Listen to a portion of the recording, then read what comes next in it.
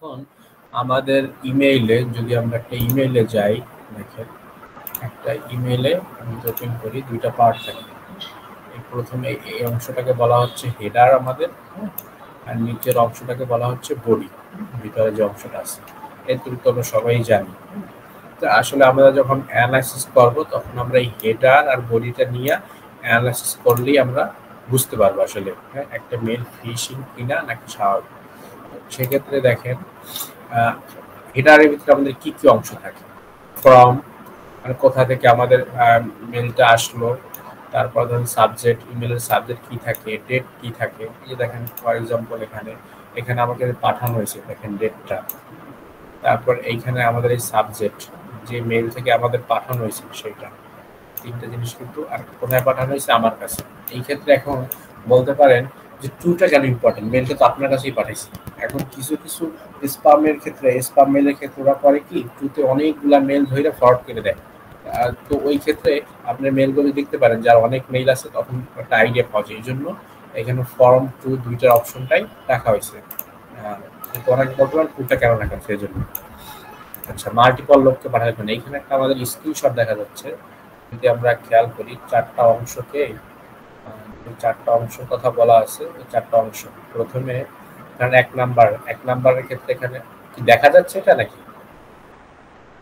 জি ভাই, দেখা যাচ্ছে। এই যে ছোট ইমেজটা কি কি দেখা যাচ্ছে ভিতরে? ওইটার ভিতরে ভালো করে দেখা যাচ্ছে না। ছোট আমি একটা কাজ করি, ভালো বড় করে ওপেন করার ট্রাই করি। এখন আশা করি এখন তো দেখতে পাচ্ছেন নাকি? জি ভাই। আচ্ছা, এইখানে দেখেন এই যে চারটা অংশের কথা আমরা বলছিলাম, হ্যাঁ, চারটা অংশ এখানে ফোকাস করা হয়েছে। প্রথমে দেখেন আমাদের সেন্ডারকে, হ্যাঁ, সেটা খেয়াল করা হয়েছে, মেলটা কে সেন্ড করবে। তারপর টাইমটা দেখেন, টাইমটা কখন, বডিটা, আর টু, মানে কার কার কাছে সেন্ড করা হয়েছে, শুধুমাত্র আপনার কাছে না র্যান্ডম অনেকজনের কাছে। এই চারটা জিনিস যদি প্রথমে দেখেন তাহলে একটা মোটামুটি আইডিয়া পাওয়া যাবে। ফর এক্সাম্পল যদি সেন্ডার, যদি এই যে ইমেল, আমাদের যে ভেরিফাইড মেইলগুলো ছাড়া নর্মাল যে ধরনের ফিশিং মেইল হয় ওগুলো একটা হিজিবিজি মানে বড় একটা মেইল থাকে। তার মানে সেন্ডার দেখলে, আবার ধরেন আমাদের যে ইমেলের যে থাকবে কি বলে টাইটেল, ওটা দেখলে, অথবা টাইমটা, পাঠানোর টাইম। যখন আপনি চিন্তা করেন বাংলাদেশের কেউ, আপনি বাংলাদেশে বসবাস করেন, বাংলাদেশে কেউ যদি আপনাকে রাত 4টায় 3টায় মেইল পাঠায়, বা একটা টাইমের ব্যাপার স্যাপার থাকে না, যে কোন টাইম একজন মানুষ স্বাভাবিকভাবে মেইল পাঠাইতে পারে। আপনার অফিস থেকে তো রাত 4টায় মেইল পাঠাবেন আপনাকে, ঠিক না? এই জন্য টাইমটা কিছু ম্যাটার করে, টাইমটার ক্ষেত্রেও ডিপেন্ড করে কোনটা আসলে ফিশিং মেল হইতে পারে, কি ধরনের কিছু। এটা আমি পরবর্তীতে দেখবো সামনে এক্সাম্পল সহকারে। এখন এই চারটা পয়েন্ট আমরা ইমেলের হেডারের ক্ষেত্রে ফলো করবো। এখন এখানে বলা আছে অনেক কিছু টাইপের ফিশিং আছে, হ্যাঁ, মানে বা ম্যালিসিয়াস মেইল আছে। কি কি টাইপের হতে পারে? স্পাম। স্পাম তো আমরা বুঝি, স্পাম বলতে বোঝাচ্ছে একই মেইল বারবার লার্জ অ্যামাউন্টে পাঠানো, যাতে আপনি গুরুত্বপূর্ণ মেইল আপনি খুঁজে না পান। তারপর এই যে আছে ফিশিং এর অংশ। ফিশিংটা কি? আপনাকে ধরেন ফর এক্সাম্পল আপনাকে মেসেজটা সেখানে সেন্ড করতেছে যে আপনি ভাবতেছেন যেটা আপনাকে গুগল থেকে মেসেজ করেছে, আসলে তো গুগল থেকে না। বা আপনাকে ট্রাস্টেড কোনো অথরিটি থেকে আপনাকে একটা মেইল পাঠাচ্ছে, যে মেইলটা কিন্তু আসলে সেটা না। সেটা যেহেতু অন্য একটা জিনিস, কিন্তু একটা ট্রাস্টেড কোনো কিছু আপনাকে দেখানোর ট্রাই করতেছে, এটাই আমাদের ফিশিং আমরা বলতে পারি। আর যে জিনিসটা সে জানা আপনাকে অন্য কিছু একটা বোঝানোর ট্রাই করতেছে, এই জন্য ফিশিং। এখন ফিশিং এর ধরেন অনেক প্রকার টাইপ আছে, হ্যাঁ। এখন স্পেয়ার ফিশিংটা কি? ধরেন এটা স্পেয়ার ফিশিংটা বলতেছি, ধরেন আমরা একটা অর্গানাইজেশনে কোনো একটা স্পেসিফিক ফাইল আমরা অ্যাটাক করতে চাই। এখন স্টেপ বাই স্টেপ আমরা একটা ধরেন ইউজারের প্রথমে একটা ফিশিং মেইল পাঠাইলাম, সে তার ডিভাইসে অ্যাক্সেস পাইলাম, তার ডিভাইস থেকে আমি একটা অন্য ফাইল অ্যাক্সেস করলাম। তো এই যে স্টেপ বাই স্টেপ যে আমরা ফিশিংটা যে করে, সেটাতে স্পেয়ার ফিশিং বলা হচ্ছে। আবার ধরেন উইলিং একটা ফিশিং আছে। এটা মূলত এইটা ফিশিংটা কখন বলা হয় এটাকে, যে আপনার উইলিং ফিশিং, যখন এটা মানে ধরেন হাই অফিসিয়াল, মানে একটা প্রতিষ্ঠানের যে টপ, ইউনিভার্সিটি ক্ষেত্রে ভিসি করতে পারেন, প্রোভাইস রেজিস্টার করতে পারেন, আমরা একটা অর্গানাইজেশন সিইও, সিটিও, সিএফও এই ধরনের যে থাকে তাদেরকে উইলিং, মানে তাদেরকে যে ফিশিং এর জন্য টার্গেট করা হয় সেটাকে বলা হয় উইলিং ফিশিং। আর একটা স্মিশিং ফিশিং, হ্যাঁ, এটা আমাদের মূলত মোবাইল ইউজারদের টার্গেট করা হয়, যেটা শুধুমাত্র টার্গেটই থাকে মোবাইল ইউজার, সেক্ষেত্রে এটা। আর একটা ফিশিং আছে, এটাকে বলা হচ্ছে এটা হচ্ছে সোশ্যাল ইঞ্জিনিয়ারিং করে অ্যাটাক করা হয়। ফর এক্সাম্পল আপনার ফেসবুক, মানে আমাদের সোশ্যাল সাইট থেকে, হ্যাঁ, আপনার সম্পর্কে খুব ভালো একটা ধারণা নিয়ে, আপনার কি সম্পর্কে আপনি জানতে চান, বা আপনার কি দরকার। অনেকে আমাদের জব পোস্ট নিয়ে, ধরেন ফর এক্সাম্পল জব নাই, সে যার কারণে ডিপ্রেসড আছে, তাকে সেই ধরনের একটা মেল পাঠাবে, কারণ সেটার উপর যে টার্গেট থাকবে। এই জন্য সোশ্যাল ইঞ্জিনিয়ারিং করে যে মেলগুলো পাঠানো হয়, সেটা ফিশিং ইমেল হিসেবে আমরা ক্যাটাগরাইজ করতে পারি। এখন এখানে বলা হচ্ছে, ধরেন আমি যেটা ফিশিং ইমেল কিভাবে আইডেন্টিফাই করবো। এখানে কয়েকটা ক্যারেক্টারিস্টিক দেওয়া আছে যেটা একটা কমনলি আসলে আনকমন কিছু থাকতে পারে, কমনলি এই ধরনের ক্যারেক্টার 99% ফিশিং ইমেলের ক্ষেত্রে আমাদের দেখা যায়। হ্যাঁ, সেরকম একটা ডিটেল দেওয়া আছে। এই যে এখানে বলা আছে এটা সেন্টার ইমেল আছে, আমি না করে শর্টকাটে প্রথম অপশনটা হচ্ছে এই যে আপনাকে মেইলটা যে পাঠাবে, মেইলটা আপনাকে একটা ভেরিফাইড সোর্স থেকে পাঠানোর চেষ্টা করবে।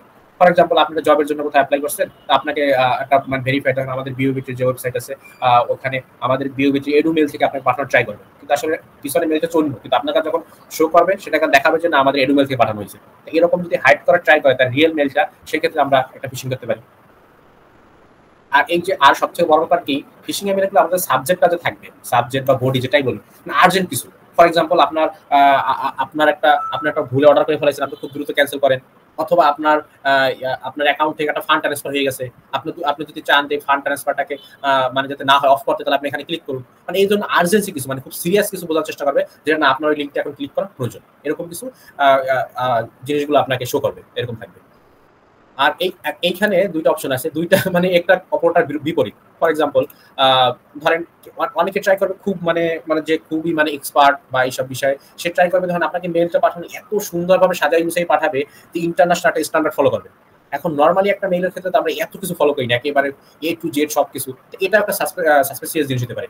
আবার একটা উল্টোটা হতে পারে, ধর আমরা বাঙালিরা কেউ যদি একটা মেল পাঠাই, আমাদের ধর গ্রামাটিক্যাল ভুল হবে, এই ধরনের বিভিন্ন ধরনের ভুল হবে, লেখার ওয়ার্ডে ভুল হইতে পারে, তো সেই ধরনের জিনিস থাকলেও আমাদের বুঝতে হবে যে না এটা আমাদের ফিশিং হইতে পারে। দুইটা ক্ষেত্রে কিন্তু একটার অপরিতে বিপরীত ক্ষেত্রে কাজ করে। আচ্ছা, আর একটা জিনিস বলছি আমাদের এই বডিতে একটা খুব কমন জিনিস থাকবে, ডিয়ার স্যার, ডিয়ার ম্যাডাম। এখন ফর এক্সাম্পল আপনাকে যদি কেউ মানে স্পেসিফিক মেল করতে যায়, আপনার নামই তো নিবে, ঠিক না? কিন্তু যখন ডিয়ার স্যার ম্যাডাম কখন দেওয়া হয়, যখন একটা জিনিস আপনি তার সাথে মাল্টিপল লোককে পাঠাবেন, তখন একটা বারবার নাম চেঞ্জ করবে বা করবে, এই জন্য তারা কি ডিয়ার স্যার ম্যাডাম দিয়ে দেয়। তো সেটা জেনারেল একটা ফর্ম দিয়ে দেখা যায়, সেক্ষেত্রেও আমরা একটা অনুমান লাগাইতে পারি যে এটা আমাদের সাসপেসিয়াস হতে পারে। আর সব থেকে ইম্পর্টেন্ট জিনিস লাস্ট দুইটা, এটার ভিতরে আমাদের হাইপার লিঙ্ক থাকবে, আর এই হাইপার লিঙ্ক গুলা সবসময় শর্টেনার ইউজ করা হবে। হ্যাঁ, কারণ নর্মাল মেইল আপনি যদি নর্মাল একটা ওয়েবসাইটের অ্যাড্রেস ব্যবহার করেন, আপনি তো শর্টেনার ইউজ দরকার, আপনি দেখতেই পাবেন, কিন্তু তারা শর্টেনার ইউজ করা ট্রাই করবে এই জন্য যাতে আপনি এক্সাক্ট মানে আপনার আপনি না বুঝতে পারেন যে কোন ওয়েবসাইট স্পেসিফিক, এই জন্য শর্টেনার ইউজ করা ট্রাই করা হবে। আর লাস্টের অপশনটা হচ্ছে আমাদের একটা পুরোটা ডকুমেন্ট সাথে দিল, যে আপনি ডকুমেন্ট আপনার ইনভয়েস নিচে দেওয়া হলো এরকম কিছু, অথবা কোনো একটা ডকুমেন্ট পিডিএফ ফাইল এ ধরনের কিছু থাকবে, সেটা মেলিসিয়াস থাকবে। এটা বুঝতে পারছেন তো? একটা বেসিক আইডিয়া তো পেলেন নাকি? জি ভাই। আচ্ছা, ওকে। এইখানে দেখেন ওইটার মধ্যে সেম আর একটা এক্সাম্পল দেওয়া আছে, ওই আগে যেটা দেখানো সেরকমই। সার্ভিস@পেপাল, পেপালের সার্ভিস থেকে আপনার একটা মেইল আসছে, দেখেন এখানে মেইলটা শো করতেছে কি সার্ভিস@পেপাল, নামটা এরকম। কিন্তু যদি আপনি পাশেই খেয়াল করেন, আসলে মেইলটা কিন্তু এটা না। দেখেন নো রিপ্লে, XML, হাবিজাবি অনেক কিছু দিয়া তারপর কি sultanghar.com। কিন্তু আপনি যখন এই ডিটেলটা পুরোপুরি না দেখবেন, আপনি তো বুঝতে পারবেন না, আপনি ভাববেন কিনা service.@paypal.com মানে কি এটা ভেরিফাইড, কিন্তু আসলে তো না, সে তো তার ইমেলটাকে হাইড করার ট্রাই করছে, এখানে সে service.paypal লিখে দিছে, আপনারা দেখে ভাবতে পারছেন, কিন্তু না, একটা মধ্যে খুব ভালোভাবে খেয়াল করতে হবে। হ্যাঁ, মেলটা কি, তারপর দেখেন টুটা যে ব্যবহার করা হয়েছে, মানে এটা ব্যবহার করা হয় এরকম, ধরেন একটা মেইল একটা আমাদের যেহেতু একটা টুলস ব্যবহার করে পাঠানো হয়, রিয়েল মেইলে তো ওখান থেকে ধরেন আমাদের ওই টুলসটার মাধ্যমে একটা মেলিসিয়াস অ্যাড করা হয়, তো ওই মেইলটাকে অ্যাড করে টুলসে যায়, টুল থেকে আসে, টুতে দেখেন টু এর যে মেইলটা সেটাও দেখেন দেখতে কেমন কেমন লাগতেছে, মেইলটা স্বাভাবিক মেইলের মতো লাগে না। এই জিনিসগুলো আবার এই যে আমরা বলছিলাম যে আপনাদের যে সাবজেক্টটা থাকবে, সাবজেক্টটা খুব মানে হার্ডই কিছু থাকবে। হ্যাঁ, কিরকম you received of payment of Amazon stock, আপনি পেমেন্ট রিসিভ করেছেন, তাহলে আপনি যদি ধরেন একটা প্রতিষ্ঠানের মালিক বা অ্যাকাউন্টসে কেউ থাকেন, দেখছেন একটা পেমেন্ট করে দেওয়া হয়েছে, কিন্তু আপনি জানেন না পেমেন্ট করা হয় নাই, এখন কেন পেমেন্ট করা হবে, তখন তো স্বাভাবিকভাবেই আপনি আতঙ্কিত হয়ে মেলটা ওপেন করবেন, দেখবেন। কিন্তু এই জিনিসটাও তো আতঙ্কিত না হয়ে আগে এই জিনিসগুলো আমাদের ফলো করতে হবে। এই জন্য এমন ভাবে ওরা একটা তৈরি করার ট্রাই করে যাতে হাইপ তৈরি করে, যাতে দ্রুত মেলটা ওপেন করে। আচ্ছা, কিন্তু দেখেন এই যে মেইলটা পাঠাইছে, মেইলটার এখানে ইমেল অ্যাড্রেসটা কেমন যেন অন্যরকম, কিন্তু যখন সে আপনার ইমেলের বডিতে লাগছে, দেখেন একবারে একুরেট যেরকম থাকে আপনাদের সেম হুবহু এটাই কপি করা হয়েছে। দেখেন ট্রানজাকশন আইডি দেওয়া হয়েছে, পেমেন্ট দেওয়া হয়েছে এত। আবার দেখেন ওদের যে হেল্প সেন্টারের যে ইমেইল মানে অ্যামাজনের, সেটাই ব্যবহার করছে সেখানে বডিতে। বডিতে কিন্তু তার দেখেন এই যে একেবারে মানে যত ওদের মানে অথেন্টিক যে ডিটেলগুলো আছে সবকিছুই সে বডিতে ইউজ করছে, যার কারণে কিন্তু আপনার মানে এটা কিন্তু আইডেন্টিফাই করা কঠিন এই বডির এই অংশটা দেখে। না আপনার কাছে এই বডির অংশটা দেখে আপনি যদি মেইলের এই হেডারের অংশটা ফলো না করতেন, তাহলে আপনি বডির অংশটা দেখে আপনি কখনোই বুঝতে পারতেন না এটা ফেক। আপনি বলতেন না এটা অরিজিনাল, কারণ যেহেতু ওইরকম একটা পজিশন আছেন, আপনি প্রতিনিয়তই আপনি এই ধরনের মেল পাচ্ছেন, তো আপনি এটা দেখে বলবেন না এটা তো সেম ফরম্যাট, সবকিছু সেম, এর মানে আমাদের এটা ফিশিং না। কিন্তু এটা নিচের দিকে যখন আসেন দেখেন এরকম, এটা দুটো অংশ স্ক্রিনশট একেবারে ডিটেল দেওয়া। দেখেন লাস্টে এই দেখেন এখন কি বলা হচ্ছে, আপনি যদি অর্ডারটা ক্যান্সেল করতে চান তাহলে ক্লিক করেন ক্যান্সেল দ্য অর্ডার। আপনি যখন ক্যান্সেল দ্য অর্ডার ক্রিয়েট করবেন তো আপনার একটা কোনো ওয়েবসাইট রিডিরেক্ট করবে, আপনার কোনো একটা ফাইল হয়তো বা আপনি যেরকম আপনার ডাউনলোড হচ্ছে আপনি পিসি অ্যাক্সেস চলে যাবে। এই ক্ষেত্রে আমাদের এই যে দেখেন আমাদের ইয়াটা থাকে না, এই ক্ষেত্রে আমাদের যদি এরকম কোনো ইয়া থাকে যে কোনো ক্লিক করে এখানে যান, আমরা ক্লিক করব না, আগে কি করব, আমাদের কিন্তু একটা ওয়েবসাইটে ইন্সপেক্ট এলিমেন্ট দেখা যায় না, আমরা সোর্স কোড দেখতে পারি না।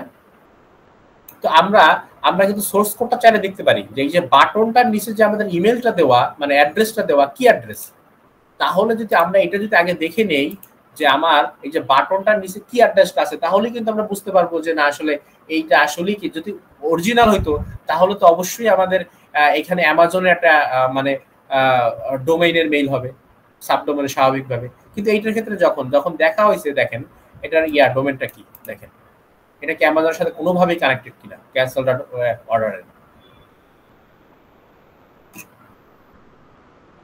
কি ভাই রবিশঙ্কর দা বুঝতে পারছেন? এখন কি মোটামুটি আইডিয়া পাবেন কিনা, একটা বোঝা যাবে কিনা ফিশিং এর? জি ভাই। এখন এই যে ইমেলটার কথা বলা হয়েছে এখানে কি হাইলাইট করা হয়েছে দেখেন, কি বিষয় এখানে দেখেন, আমরা যে আগে যে জিনিসগুলো দেখছিলাম সেই জিনিসগুলো আছে কিনা। হ্যাঁ, এই যে স্পুফিং ইমেল অ্যাড্রেস মানে কি, সেই ইমেল অ্যাড্রেস একটা অন্যটা দেখাইছে, আর্জেন্সি দেখাইছে।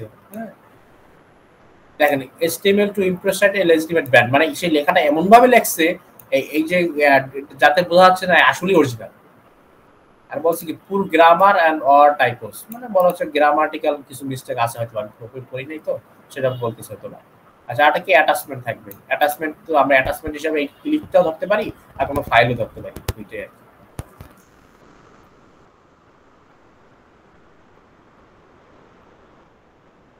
আচ্ছা এখানে আরো একটা এক্সাম্পল দেওয়া আছে নেটফ্লিক্স এর মেইলে সিনারিও বলা আছে, এটা আমি ওইখান থেকে নিচে ট্রাই করে একটা রুম থেকে এই দেখেন আপনি কি ইমেলটা পাঠাইলো, আপনার নেটফ্লিক্স ইজ সাসপেন্ডেড। মানে আপনি বলবেন কিনা আমার যারা আমার নেটফ্লিক্স খুব বেশি ব্যবহার করে আমার কেন এটা সাসপেন্ড করা হলো, সাহেব আপনি চিন্তা করতে পারেন যে আপনার একটা অ্যাকাউন্ট কোন গুরুত্বপূর্ণ অ্যাকাউন্ট অথবা বাইন্যান্স বা কোথায় আছে, আপনার একটা মেল পাঠাইলো যে আপনার বাইন্যান্স অ্যাকাউন্টে সাসপেন্ডেড, আপনি এমনি হজবল হয়ে যাবেন কিভাবে কি হইলো এই। তারপর দেখেন এইখানে যে মেলটা ইউজ করা হয়েছে Z99 এরকম একটা মেল, কিন্তু এরকম .online এরকম মেল তো থাকার কথা না, অ্যাড্রেসটা সেন্ডার অ্যাড্রেস ঠিক না। এই জিনিসটা দেখলে কিন্তু আমরা আইডিয়া করতে পারি যে না এই মেলটা কিন্তু প্রথমে কিন্তু এখানে আইডেন্টিফাই হয়ে গেল, যেটা মানে আমরা একটা সাসপিসিয়াস গন্ধ পাইলাম, যেটা অস্বাভাবিক কিছু হইতে পারে। এখন দেখেন একটু সেম ম্যাচ পারাইছে অ্যাকাউন্ট ইজ হোল্ড বা এরকম বিভিন্ন কিছু আছে, হ্যাঁ সব ডিটেল পেমেন্ট ডিটেলস দেখা আছে, সব ডিটেল আপনাকে খুব সুন্দরভাবে দেওয়া আছে। এখন দেখেন একটা জিনিস খেয়াল করেন, এইখানে দেখেন একটা আছে এই যে কোশ্চেন ফর কল, এই নাম্বারটা, এখন এই নাম্বারটা আমাদের তো একটা প্রতিটা দেশের একটা কান্ট্রি কোড থাকে না সব জায়গায়, তো এইটা যেহেতু ইউএস এর ক্ষেত্রে একটা ধরা হয়েছে, তো ইউএস এর যখন ধরা হইলে আমাদের এই কান্ট্রি কোডটা ঠিক নেই, তো এটা দেখেও কিন্তু আমরা বুঝতে পারি ধরেন একটা বাংলাদেশি কেউ ইউএসএ ফিশিং করা ট্রাই করলো, এখন হয়তো ওর সাথে এক্সপার্ট না, সে বাংলাদেশের কান্ট্রি কোডে রেখে দিল, হইতে পারে সবাই ধরবে এক্সপার্ট না, তো এইটা দেখেও কিন্তু এইটা কিন্তু এখানে আইডেন্টিফাই করা হয়েছে যে না এটা আমাদের কান্ট্রি কোডটা ঠিক নেই।